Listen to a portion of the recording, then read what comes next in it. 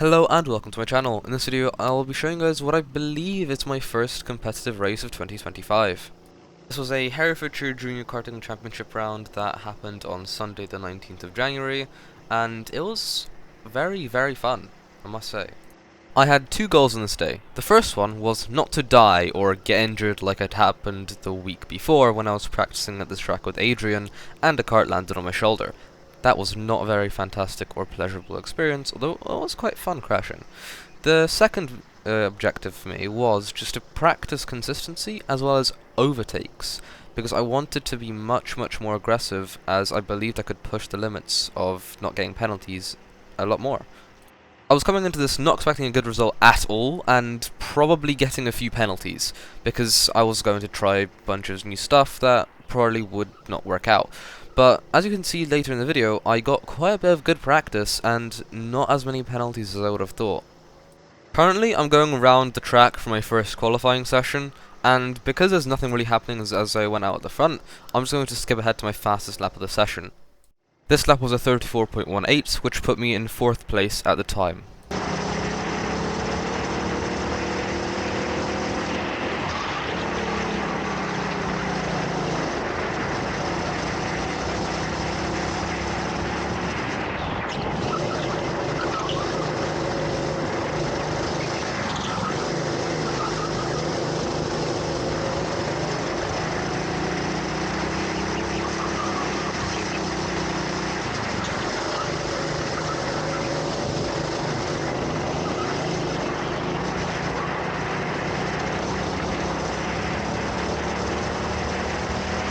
And yes, this was actually on the very last lap of the session, which means I was quite lucky to get this in at the time, because I'm not sure how it would have gone if I didn't get this lap in. Fortunately, however, I still have my second qualifying session, in which I do in fact go faster than the first one, although it's only by 30 milliseconds, unfortunately. These extra 30 milliseconds actually gave me a 34.15, which allowed me to win this quali session, although it doesn't really matter. However, I was happy since I outpaced Austin, who actually qualified pole on this day, although we were basically neck and neck for the whole session, as I wasn't losing or gaining time throughout. Also, if you're wondering why I'm wearing wet gloves for this session instead of normal dry gloves, the reason is that after the first session my fingers were basically freezing off. This prompted my mum to suggest me wear my wet gloves, as they are probably thicker and would provide more warmth while I'm driving. This actually worked, and I continued using them throughout the day because I didn't want my fingers to feel like they were going to fall off at any moment. But I digress. Just like in the first quali session, there isn't really anything happening as it isn't an actual race, so I'll just show you my fastest lap and skip to the pre-final. This lap was a 34.15.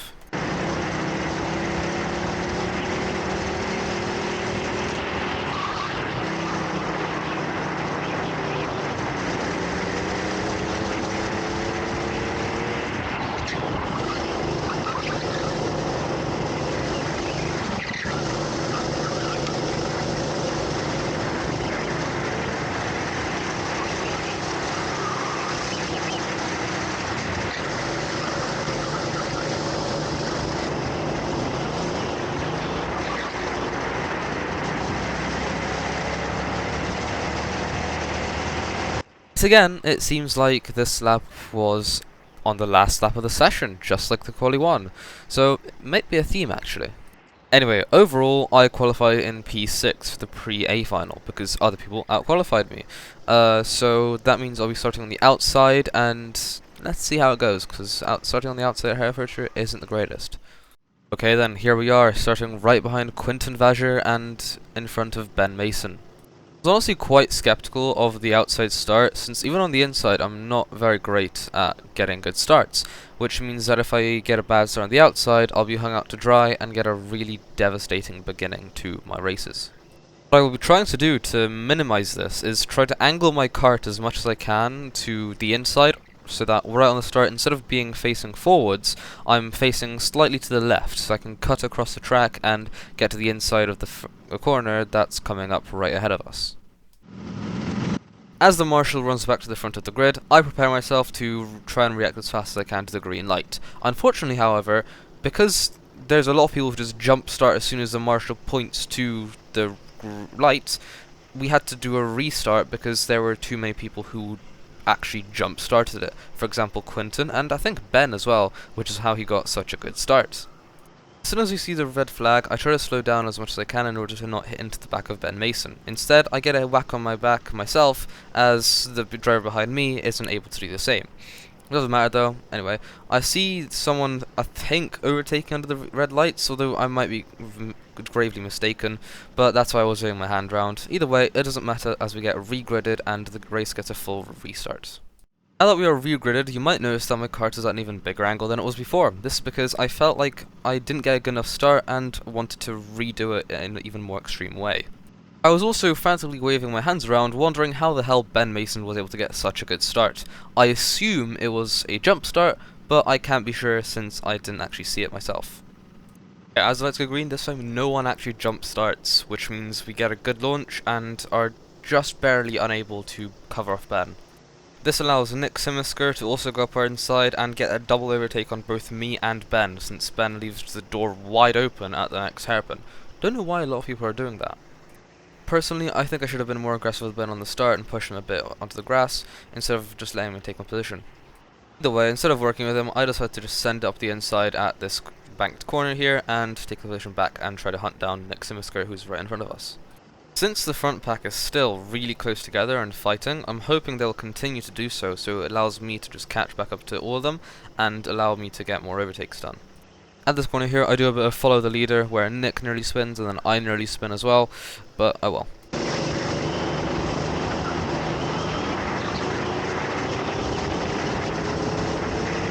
After that little mistake from me at the hairpin, I don't actually gain on that much until these hairpins here, because the pack ahead starts fighting, which then slows them all down, which allows Nick to catch up to them, which then slows him down as he gets caught up in it, allowing me to get slightly onto the back of him already.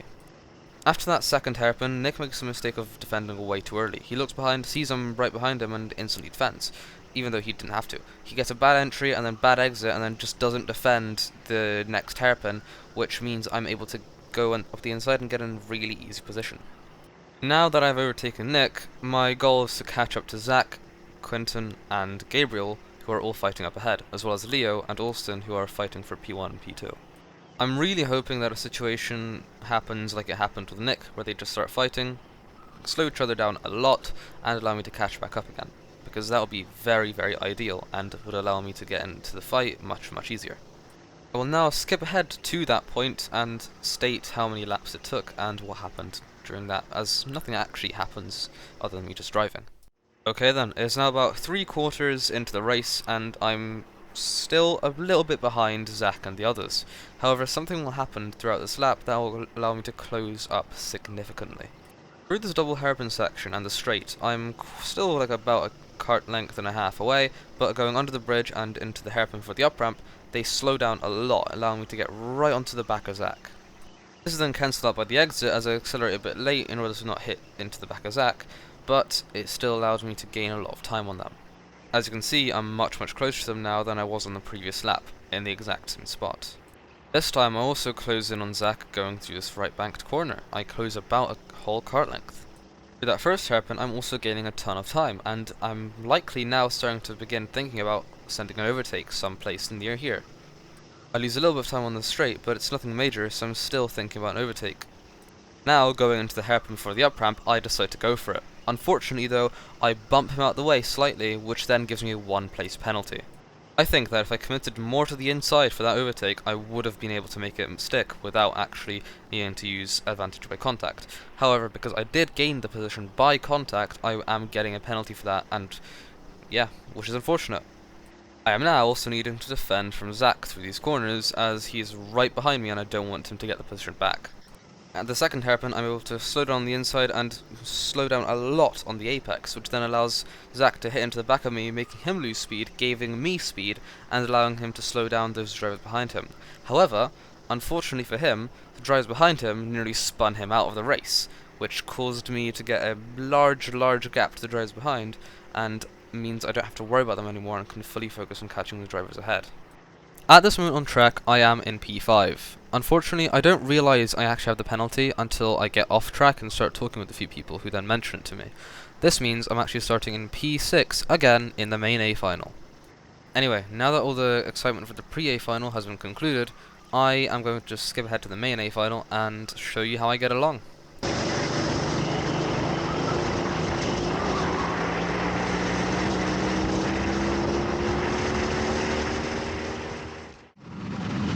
Okay then, it is now finally time for the main A final. This is the one where I couldn't really care about getting penalties or anything like that. I really just wanted to practice overtakes. Matter of fact, this was my goal coming into this championship, because I wasn't in championship battle and I just wanted to practice for SRK. However, as you'll see later, my goal of just sending it and trying to figure out the limit on overtakes actually works out pretty well. So continue watching if you want to see a diabolical dive bomb. Since Zach finished just behind me in the pre-A final and I got the 1-place penalty, it means he's going to be starting right ahead of me in this main final. I have yet again angled my kart to the inside so I can try and block off the driver in P7 when the lights go green. As the marshal runs back to the front of the grid, I prepare myself to go, and when they do go green, I get over to the inside as quick as possible. This allows me to not get overtaken. Under the bridge, I'm hoping I get a good enough run so that if someone leaves the door wide open at the hairpin, I'm able to overtake him. And Zach does just that. He lets me right pass into this hairpin, which gives me a free position back up into P5. Now I'm hoping that someone from behind me also tries to overtake Zach, which causes a squabble behind me, allowing me to get a gap. This would then be perfect, since I'll be able to just focus on catching Quinton and Gabriel, who are fighting for P3 up ahead.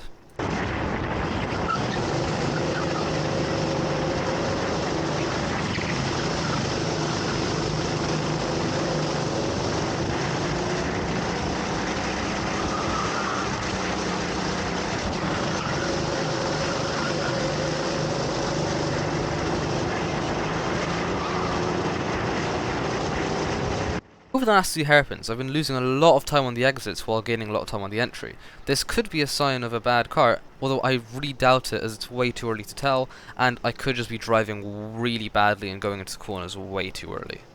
I know I just need to focus and continue driving as little mistakes as possible to just keep up with them, catch them, and possibly overtake them, but if they keep fighting like that, then I don't even need to do that. It's going to be minimal work for me.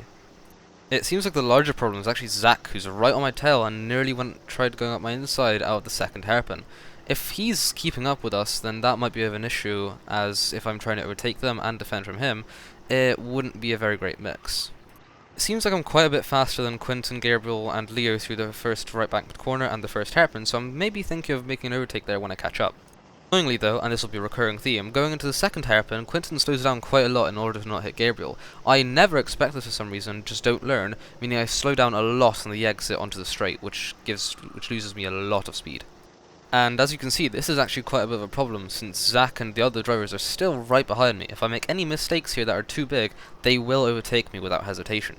This has again lost me a lot of time, but I'm seeing that Quinton's getting really aggressive, and on the first hairpin he goes for an overtake. This slows them both down and immediately allows me to catch up yet again. After seeing that I'm not too close to Quinton for the second hairpin, I'm optimistic in that maybe I'll be able to get a good exit. But no, I again tap him on the back on the exit, allowing me to lose a ton of speed. Fortunately though, Zach or another driver isn't right on my tail, so I don't actually have to instantly defend and lose a ton more speed at the same time. Although it is still a fact that Quinton is gaining a lot more time on me than me on the straight. Seeing how close the three ahead still are, I'm keeping motivated and just trying to drive and drive and drive to catch up to them. And seeing how Quinton is still being very aggressive, it really looks like a possibility. After skipping ahead 3 laps, you can still see that there's someone right behind me, but you can also see that I've caught up a lot to Quinton and the other driver. At this banked right-hander, Quinton sends the dive bomb up the inside. He keeps the inside coming out of the corner and up to the first hairpin. This allows me to just follow him through, push Gabriel wide and overtake him, and then send a diabolical dive bomb on Quinton at the second hairpin, allowing me to get into P3. When we go into the straight, I keep the inside line and just defend from Quinton, as I really don't want him to overtake me. I do the same for the hairpin before the up ramp, as I don't want him to go up my inside and I want to keep that position. Because of that defensive driving, I also take a bit of a narrow line going down the bridge. However, that doesn't seem to actually be that big of a problem, as I don't lose too much speed on the exit, but his top speed seems to be much higher than mine, so he goes for an overtake at turn 4, but it doesn't work out, and I keep the position as I go tight on the exit, and also keep defensive for the first hairpin. Which means that Quinton brakes early so that he can try getting a switchback, then forces Gabriel to brake early, which then allows Ben Mason to go right out the inside of Gabriel, gaining him a position. Now that I have a sizable gap, I'm not actually defending and just trying to pull away as much as possible.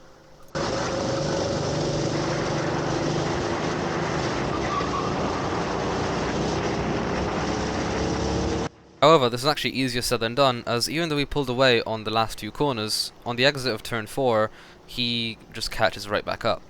It's not actually enough for me to get worried and start panic defending, but it's enough for me to know that he's there and keep into account that he might go for an overtake on some of the corners, and I should make sure I know where he is. Out of the second hairpin, I get a better exit than him, but again, his top speed just seems to be much better than mine, so he catches back up again. Same thing happens down the straight after the bridge, where we are equal in the exit, and then his kart just starts accelerating more than mine as we reach the middle of the straight. This causes me to need to defend this bank's right-hander, and allows me to not get a good exit coming out. I have to go tight on exit again, and make sure he doesn't get past me at hairpin 1. Luckily, because he tapped him on exit, he loses speed, gives me speed, and I'm able to take my normal line into hairpin 1. And the same thing happens over and over again. On the straight I pull away a little bit, then he just catches back up by the end of it, and it's not close enough to be an overtake yet, but oh well. However, something unexpected, yet fortunate for me, happens. Ben Mason seems to be quite hungry for another position, which makes him just bump Quinton out of the way and makes a big gap to me, which allows me to not have to worry about them behind me anymore. And again, he sends an overtake at turn 4, which then causes Quinton to have to go defensive and try to keep his position, even though he's on the outside. Quinton actually manages to hang around the outside of hairpin 1 and keep the inside for hairpin 2, allowing him to keep his position ultimately. However, it costs him a lot of time to me in the end.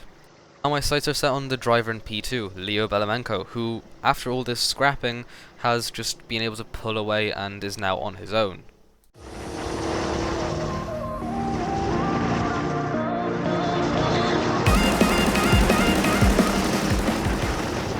And that's the end of it. Fortunately, I don't get a penalty in this one for that overtake, which I was a bit skeptical of, so I did ask the marshals after it to just confirm that. And yeah, I did finish P3, first podium overall at Herefordshire Raceway, I guess. So happy about that, and also a bit annoyed that I couldn't catch him up, because I was slowly catching him a few more minutes and I would have been right on him and possibly fighting for P2. But overall, great drive. Congrats to Austin, who won with a mile since we were all fighting. Yeah, really fun.